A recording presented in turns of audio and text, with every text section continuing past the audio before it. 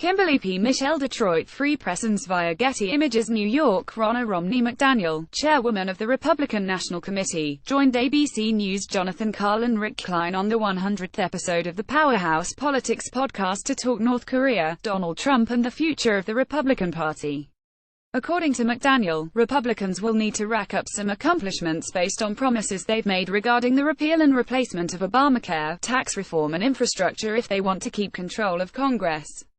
It is hard to go and make the case, give us the majority again, when we haven't accomplished the things that we ran on, McDaniel said. Contrary to comments made by Senate Majority Leader Mitch McConnell on Tuesday that President Trump has set excessive expectations for legislative action, McDaniel says that the president's expectations mirror the sentiments of the American people, saying this is as good as we can do, just isn't acceptable when people's premiums are going up, and deductibles are so high and insurers are pulling out of the marketplace, McDaniel said, adding that she believes more frustration should be leveled on Democrats for creating Obamacare in the first place. McDaniel dismissed suspicions that Vice President Mike Pence is preparing a presidential run for 2020. He has been a partner with this president every step of the way, and is in no way setting up any type of shadow campaign or looking for an opportunity to run against this president, she said.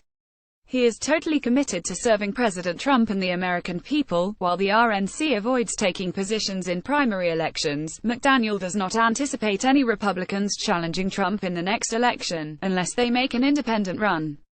I just can't imagine thinking that the party would go against an incumbent president, McDaniel said. Though it is rare for a serious challenger to run against an incumbent president of their own party, it happened in the cases of Pat Buchanan taking on George H. W. Bush in 1992 and of Ronald Reagan challenging Gerald Ford in 1976. But neither Ford nor Bush had approval ratings as low as Trump's as they were being challenged, and it's not much different than the day he got elected, McDaniel said of the president's relatively low rating. Indeed, according to Gallup, 36% of Americans approve of Trump's job as president, a number that matches the favorability rating found by Gallup the week before he was elected.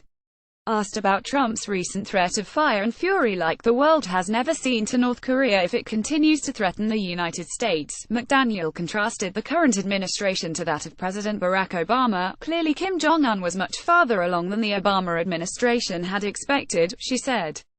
President Trump is saying if you attack the United States, if you attack our allies, there will be consequences. Chairwoman McDaniel ended her appearance on the podcast by praising musician Kid Rock, though she personally doubts he will run for Senate. People who aren't from Michigan don't understand how much HE's given back to the community of Michigan, she said.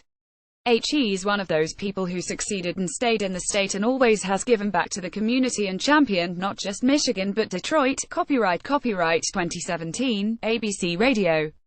All rights reserved.